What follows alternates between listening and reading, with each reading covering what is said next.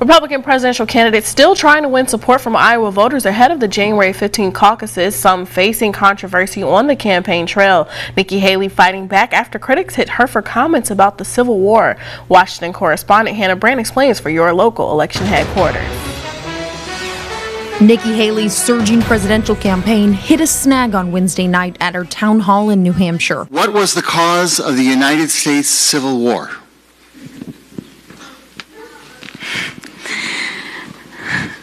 Well, don't come with an easy question or anything. I mean, I think the cause of the Civil War was basically how government was going to run, the freedoms and what people could and couldn't do. The voter told Haley he was astonished that she didn't mention slavery. What do you want me to say about slavery? While Haley moved on to the next question, the exchange sparked backlash, with President Joe Biden reposting the video on X with the caption, "It was about slavery." And in a statement, DNC Chair Jamie Harrison said, "I am disgusted, but I'm not surprised." Nikki Haley's comments tonight were a slap in the face to black voters. Even Republican rivals jumped on her answer. Nikki Haley has had some problems with some basic American history. Now, Haley is scrambling to respond to the controversy her answer caused. If it required clarification of saying, yes, the Civil War was about slavery, I'm happy to do that. In a Thursday morning radio interview, she accused the voter who asked the question of being a Democratic plant. And later in the day at her next town hall, she tried to clarify the comments. We know the Civil War was about slavery,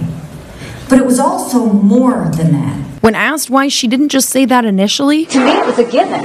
From New Hampshire, Haley is scheduled to travel to Iowa with less than a month to go until the first primary. In Washington, I'm Hannah Brandt.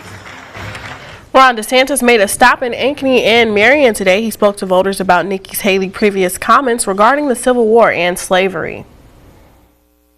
I just think that this shows this is not a candidate that's ready for prime time. You know, she's gotten a pretty free ride from a lot of the corporate press. The minute that she faces any type of scrutiny, she tends to cave. And I think that that's what you saw yesterday. Not that difficult to identify and acknowledge the role slavery played in the Civil War. And yet that seemed to be something that was really difficult.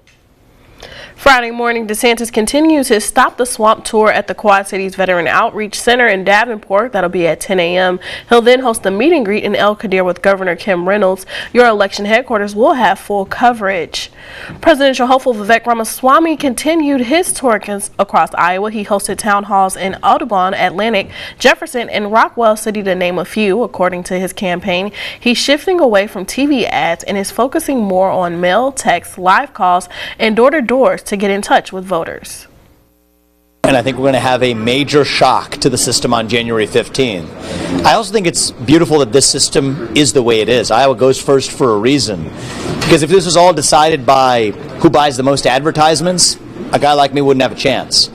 But this is about the will of the people. Ramaswamy continues tomorrow in more of the southern areas of Iowa.